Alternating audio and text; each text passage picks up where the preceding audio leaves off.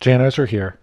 One of the most convenient new features in Final Cut Pro 10.0.6 is the ability to quickly and easily export to a single destination or a bundle of destinations that contain multiple outputs. In this tutorial, you'll learn how to create a single destination and a bundle of destinations. Now here's a project I just completed. It's a personal project from a recent trip to New Orleans. And I want to send it off to 3 different locations. I want to send it off to Vimeo, I want to send it off to YouTube, and I want to create a file I can use on my iPad. So let me select the project and I'll click File, Share, Add Destinations. Now these are destinations that I've already created. Here's a bundle of ballet exports that I used for a ballet production that I recently produced. And then here's other ones for YouTube, Vimeo, DVD, etc. Click here, Add Destination.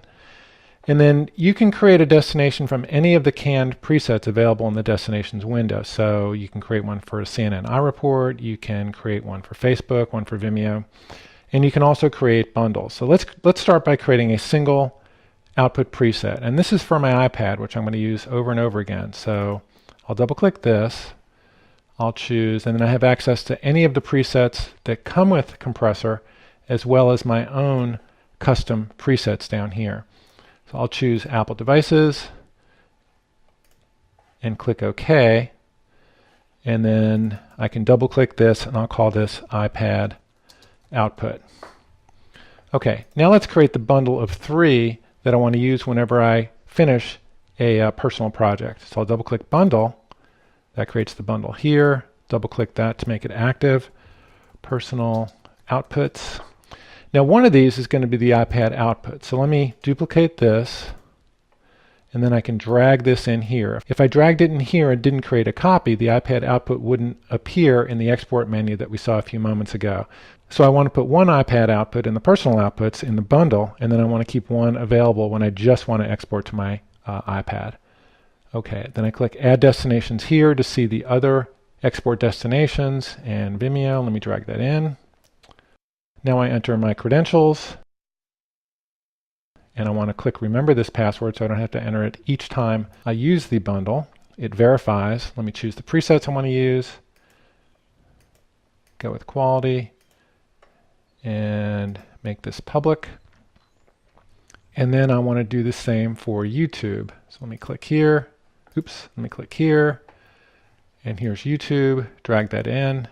Again, fill in my account name, my password.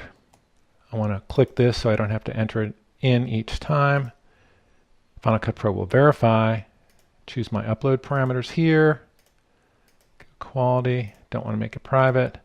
And let's call this travel and events.